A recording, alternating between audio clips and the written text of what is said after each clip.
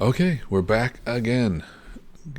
Going on to the next two and almost getting nearer to the end of the side two for the Jethro Tull. Songs from the Wood came out in 1977 after Too Old for Rock and Roll, Too Young to Die. So I haven't delved into too much past that, past Minstrel in the Gallery. So this is a new listen. This is, and I've made it through a good portion of the album so far, but we're going to keep it going. Again, my name's Scott. This is Subterranean Visions, based on the novels The Subterraneans, Jack Kerouac, based around a guy who's becomes infatuated with Charlie Parker, or horn player, jazz bebop in the late 40s. And we're kind of holding some space for that, holding underground music in general. But we're gonna cover most genres that I can think of to some degree. So that being said, some of the genres that I want to explore a little bit more coming up that I haven't done enough is if you guys could recommend your top 5 electric blues tunes, your top 5 punk songs of all time. I want to incorporate that into some videos coming up and try to do a mix and match of audience and my own personal likings and do a video on that. So I want to explore some punk and electric blues with you guys. So if you guys can recommend those, it'd be great. Some new albums coming up after this one will be Joni Mitchell for the Roses and Gil Scott-Heron. And then we'll have some polls for some new albums. We'll figure out get recommendations for that, and we'll get some polls up. Vote on some top full albums that we can get back out there. And then lastly, all your recommendations, I take in, I write down, I listen to them, everything as best as I can. And then once a month, I'm going to put out a video for basically taking, the best of the best that I can of all your recommendations and do a video of, 3 or 4 of the ones that just hit me, the artist, and I feel like just are, fantastic songs and really inspiring. So I just did the first one. It came out a few weeks ago, or a few days ago, with your guys' recommendations. So I want to make it a monthly thing where I just go through the stuff that you guys are recommending, and it's just a vast, expanding my, listening, and that's what I'm here for. And hopefully you guys get to hear some new music through that as well. So that being said, what we are doing today is Songs from the Wood. We're going to continue on with that. And what we have left to do, what we have on the next 2 songs on the docket for this is we're going to do The Whistler, and we're going to do Pibroch, Cap in Hand. So we're going to jump into those 2. And again, 1977. Again, as I always say, we know the artists, we know the musicians. We have Ian Anderson, Martin Barr. We already know what they're playing on. John Evans, piano, organ, synth. Barrymore Barlow, the new drummer of Thick as a Brick, and now he's still on here, just cranking out the meters. And also, he's on marimba, glockenspiel, bells, and acres, and tabor. And then also John Glasscock on bass, guitar, and vocals. And the new add-on is David Palmer, also on piano, synth, and the portative organ, which, as we said last time, is creating a lot of this sort of neoclassical feel on some of these songs. And he's also more involved on some of the songs. So portions of the songs I think we have on this next one.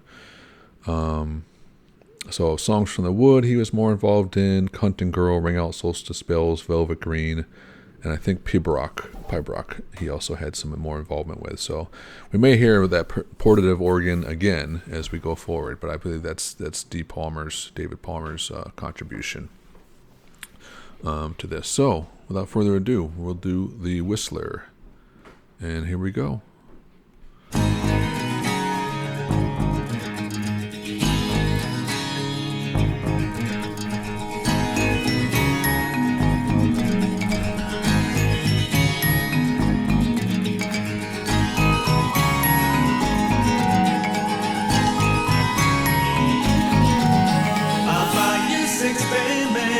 Put in your stable, 6 golden apples bought with my pay. I am the first piper who calls a sweet tune, but I must be gone by the 7th day. So come on, I'm a whistler, I have a pipe and a drum to play. Get ready for the whistler. I whistle along on the seventh day. Whistle along on the seventh day.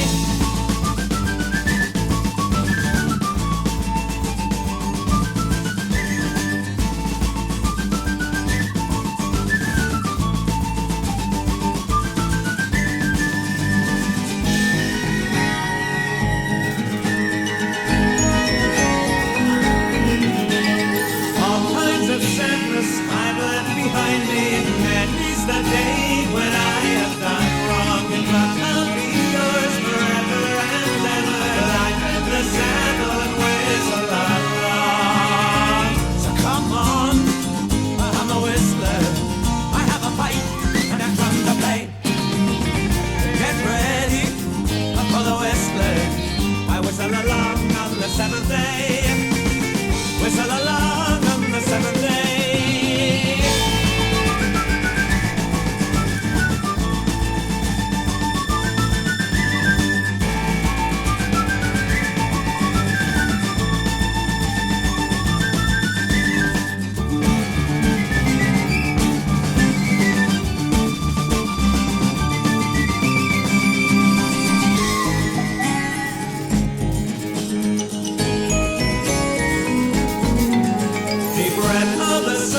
In mystical places, like other nights on summer days, we'll find the speck of truth in each riddle, hold the first grain of love in our hands. So come on, I'm a whistler. I have a pipe and I come to play. Get ready for the whistler. I whistle along on the seventh day. So come on, I'm a whistler. I have a pipe and a drum to play. Get ready for the whistler. I whistle along on the seventh day. Whistle along on the seventh day.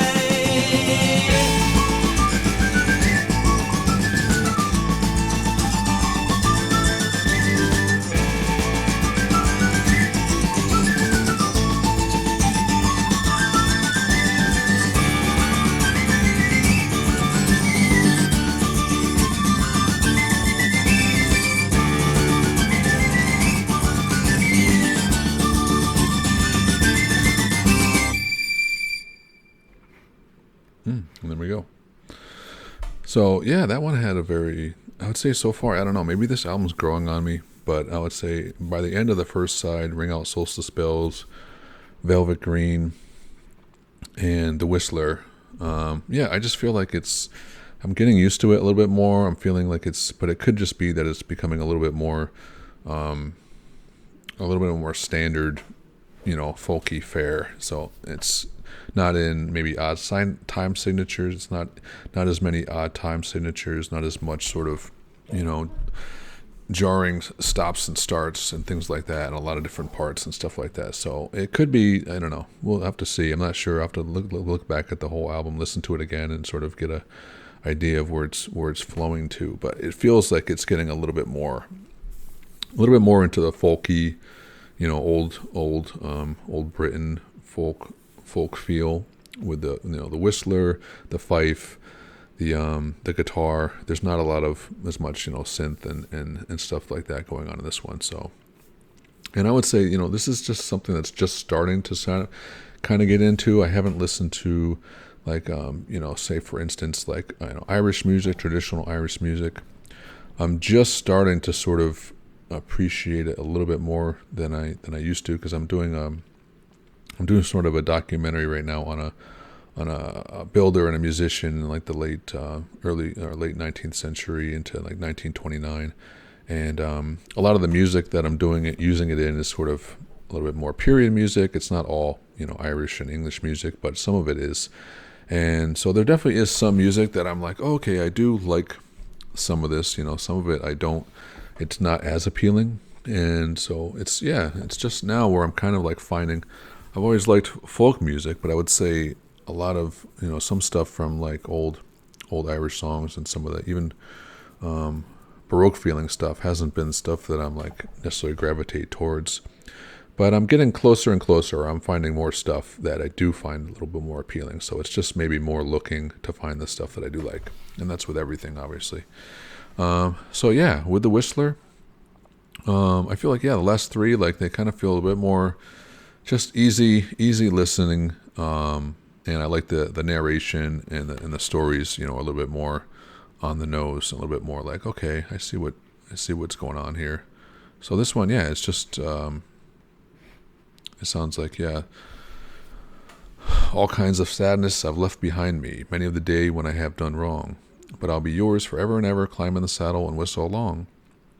So come on, I'm the Whistler, I have a fife and a drum to play. Get ready for the Whistler, I'll whistle along on the seventh day. Whistle along on the seventh day. So yeah, I like that one. That one was fun. So the last three, I feel like are very easy, just sort of spirited, fun listens for sure. A little bit more on this album. So Anderson, our PR guy, Joe Lustig, had given me a book about English folklore. As Ian Anderson stated, our PR guy, Joe Lustig, had given me a book about English folklore as a Christmas present, and I thumbed through it and found lots of little interesting ideas and characters and stories and things that I decided to evolve into a series of songs. So yeah, it sounds like a lot of the lyrical content, the storytelling, the narration came from, he decided to create these sort of, characters and use a lot of English folklore into sort of modulating all these into these different little storylines. So yeah, because it feels like a really good mix of new and old for sure. So it's kind of a new modern take on some of these old ideas and characters in the sort of English countryside. So yeah, so that is the Whistler, and now let's jump into the next one. Let's see where this takes us. So we're going to go into the next one, which is the second to last song on this album, called Pibroch, Cap in Hand. And this one is a little bit of a longer one, it looks like, so we'll see. I feel like this one is going to have to go off the beaten track a little bit, just because of the length of time.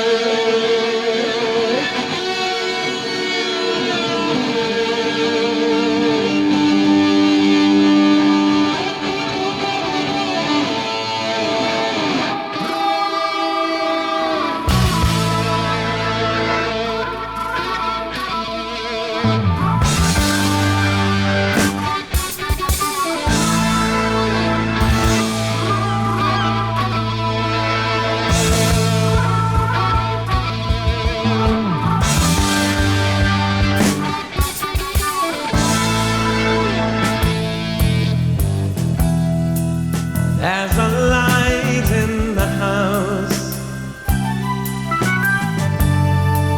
in the woods, in the valley. There's a thought in the head of the man who carries his dreams like the coat slung on his shoulder, bringing you love in the captain's hand.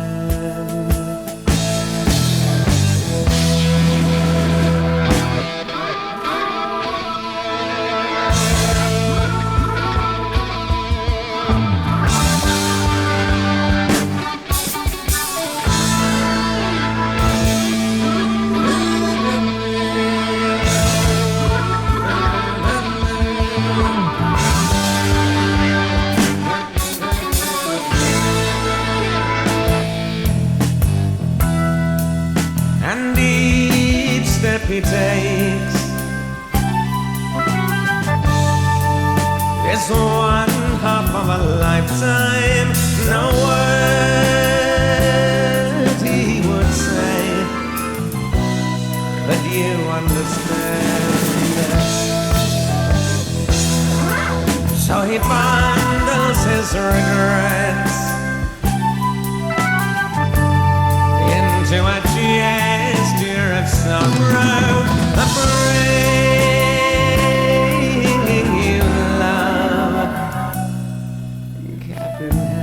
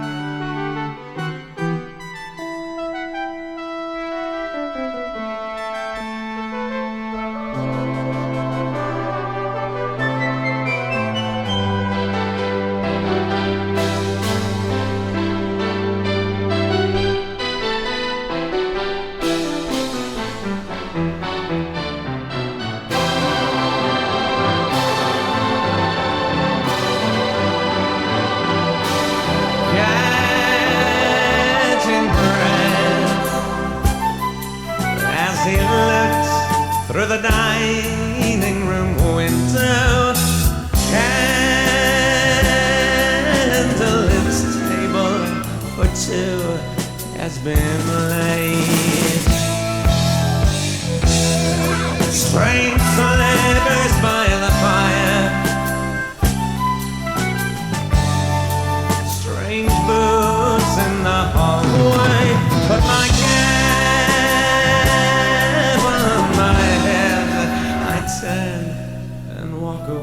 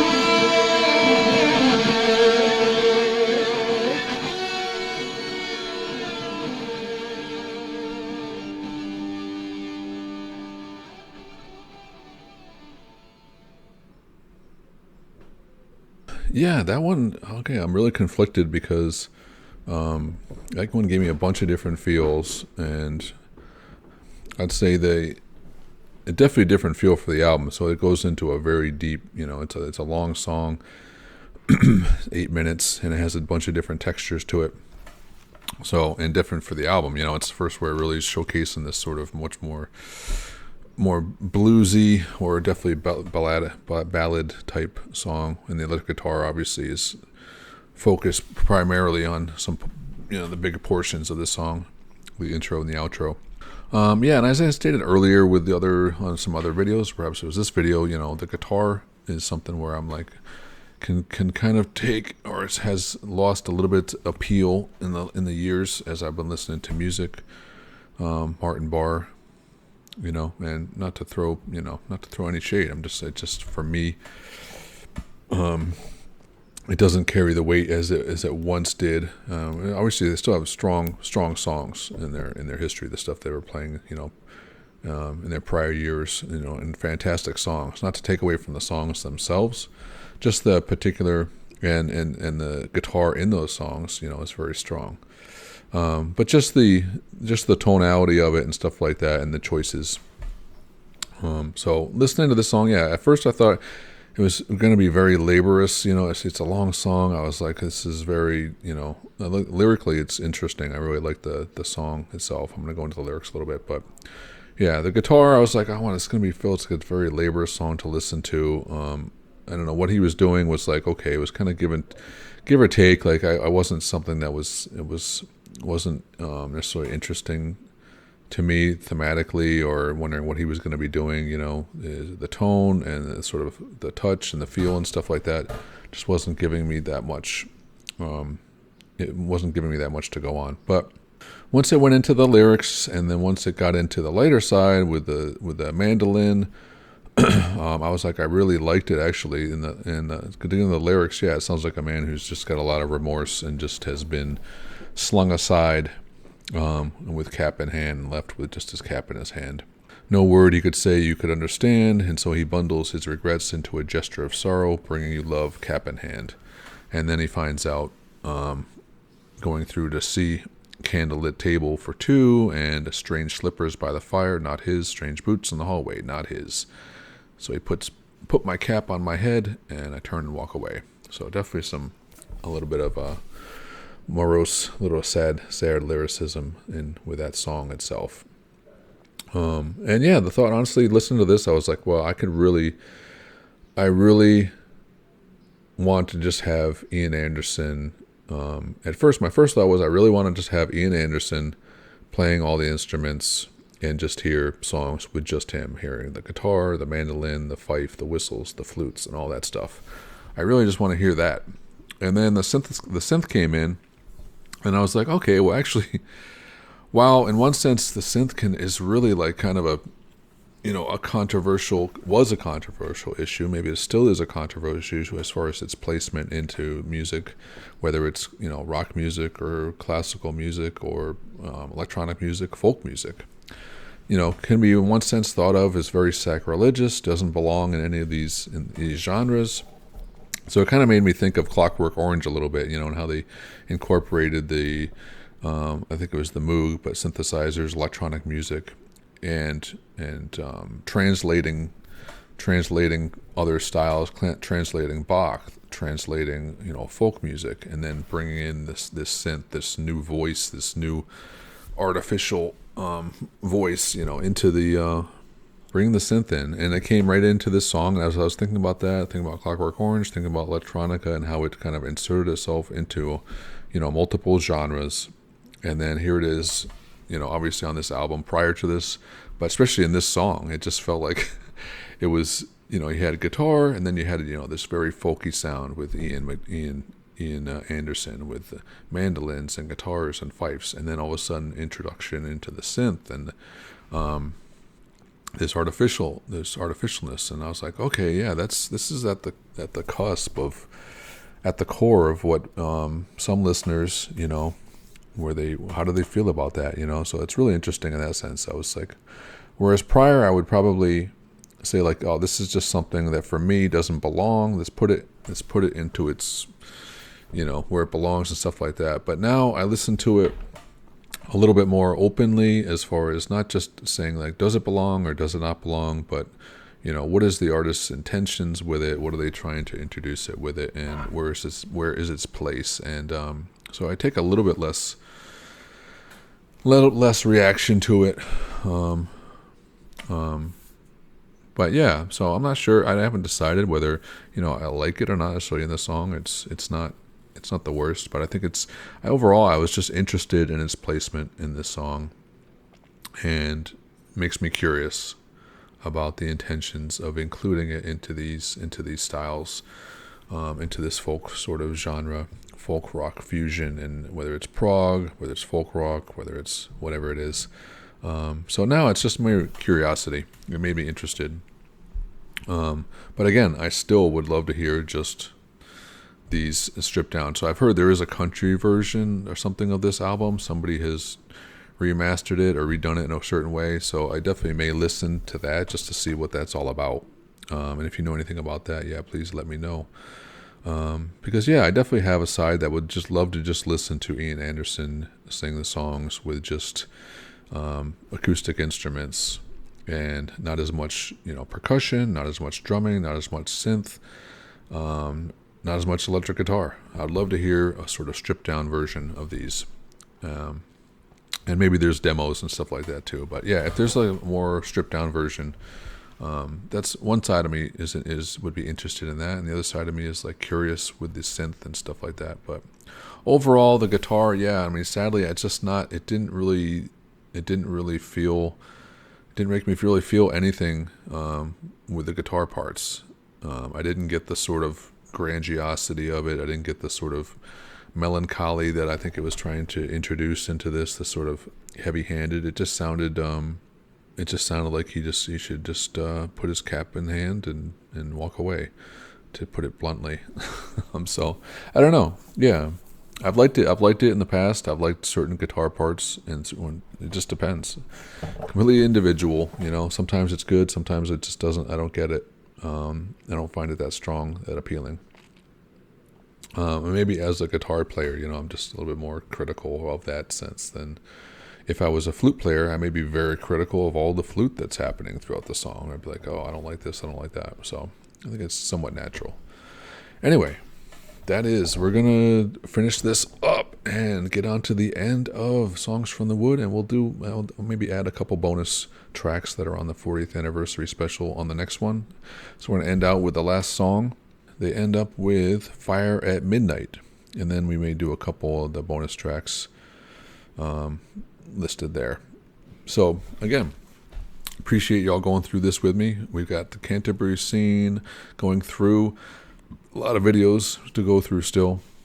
A lot of bands, Canterbury scene. And it's a deep dive for me. I haven't heard most of it. 90% of the stuff is all brand new to me.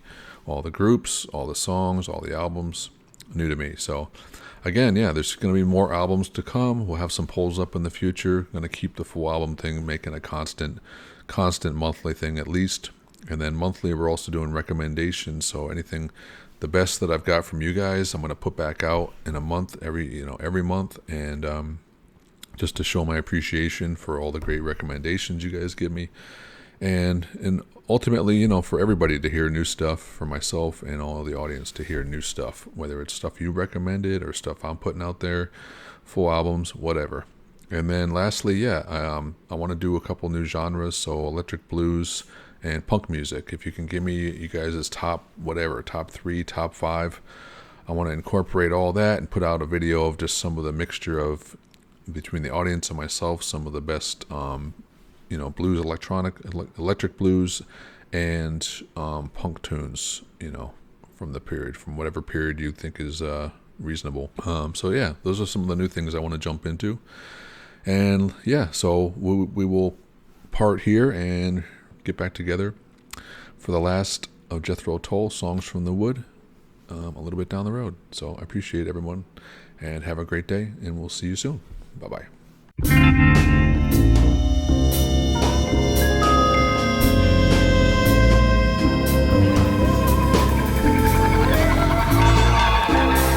Thank